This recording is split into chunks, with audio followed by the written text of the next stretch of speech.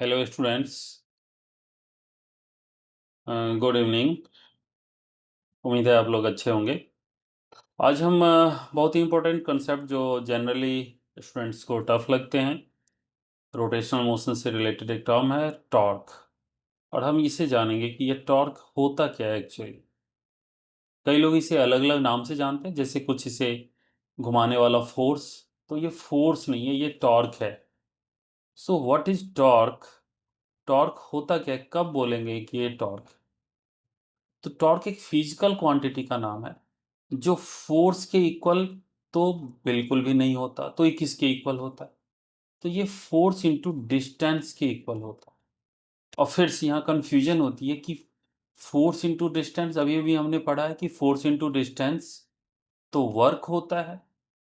हाँ, बिल्कुल सही। लेकिन ये वर्क नहीं है, ये टॉर्क है। हाँ, इस कारण से इन दोनों ही क्वांटिटी का जो यूनिट है वो ऐसा यूनिट वो जूल होता है। क्या होता है यूनिट? जूल। तो work and torque both have same unit, joule. अब हम जरा समझेंगे कि ओके, तो टॉर्क होता क्या है। जरा इसको एनालॉजी समझते हैं। जैसे एक डोर है, डोर के हैंडल जहाँ से हम लॉक करते हैं, जहाँ से जनरली हम पकड़ते हैं, और वहाँ पर अगर हम एक फोर्स लगाएं ऐसे, जैसा कि इसमें दिख रहा है, तो ये डोर क्लोज हो जाता है, ईजिली क्लोज होता है। वही फोर्स अगर हम यहाँ पे लगाना चाहें तो ये डोर थोड़ा मुश्किल से क्लोज होता है, और अगर हम हिंज पॉइंट पे लगाएंगे ये बिल्कुल नहीं होगा। Hopefully clear. सेम चीज अगर हम फोर्स पेरीफेरी पे कुछ ऐसे लगाते हैं तो ये घूमने की कोशिश करता है, it will start rotating. Clear. ये जो जो फोर्स जो कि किसी को घुमाने की कोशिश करता है उसको हम टॉर्क बोलते हैं।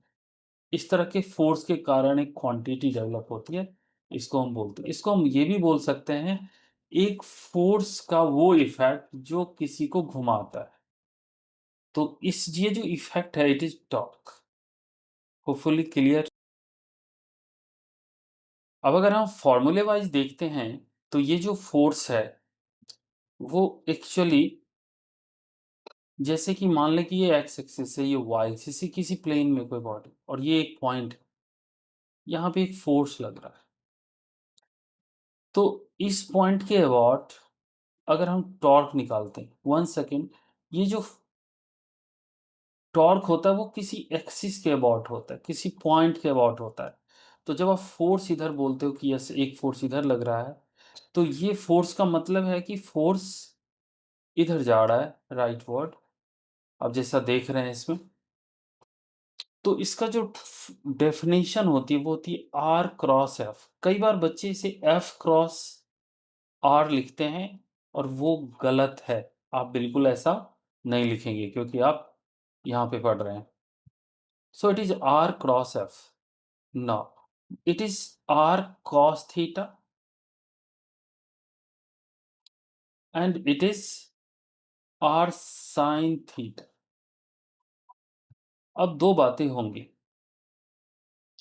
आइदर हम बोलेंगे इसे कि r sin theta into F, this r cross F. अगर हम केवल मैग्नीट्यूड वाइज सोचते हैं, ओनली मैग्नीट्यूड, तो ये क्या होगा? R F sine phi, phi, not theta, sorry. So it is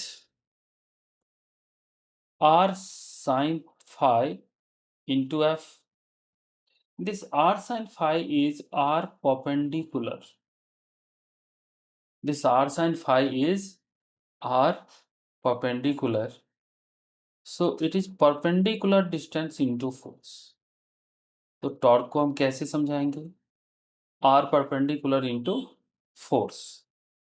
अब एक बार जब हमने इसे ऐसा बोल दिया कि it is r perpendicular into force, तो हमारे लिए ये अब इजी है कि हमें क्या ढूंढना है, परपेंडिकुलर डिस्टेंस, एंड फोर्स हमें ऑलरेडी पता है। तो ये हमें सबसे ज़्यादा हम इस फॉर्म का यूज़ करेंगे। डायरेक्शन की बात, तो हम डायरेक्शन कैसे ढूँढेंगे? ये भी एक तो जब हमें डायरेक्शन निकालना हो तो हम राइट हैंड रूल का यूज करेंगे। फॉर डायरेक्शन हम आर से एफ की तरफ हाथ को घुमाएंगे, आर से एफ की तरफ। हम अपने पाम को आर पे रखेंगे, उससे एफ की तरफ जब लेके जाएंगे ये डायरेक्शन देगा, तो थंब होगा वो डायरेक्शन देगा। Now suppose there is a tyre, it is in horizontal plane, and it is free to rotate about this vertical axis. Now, if a force is acting on it at this direction and it is tangentially, this force is acting how? Tangentially. Then the torque, if you suppose the radius is r, then the torque will be, tau will be r f sin 90. Why sin 90? As this angle is 90 degree, so it is RF. So torque is RF. What is the direction? So if we rotate our our palm from R to F, it will be along this direction. तो जैसे कि अगर हम अपने हाथ को R से F की तरफ घुमाएंगे, तो वो along the axis हो।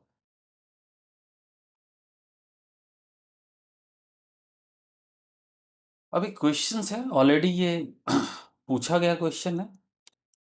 तो एक फोर्स दिया हुआ है आपके पास, और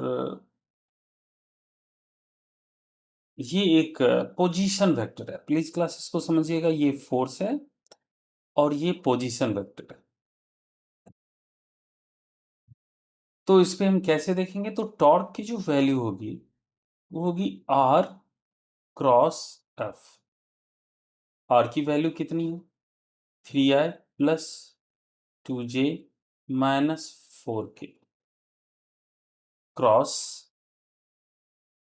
2i cap minus 4j cap plus 2k cap.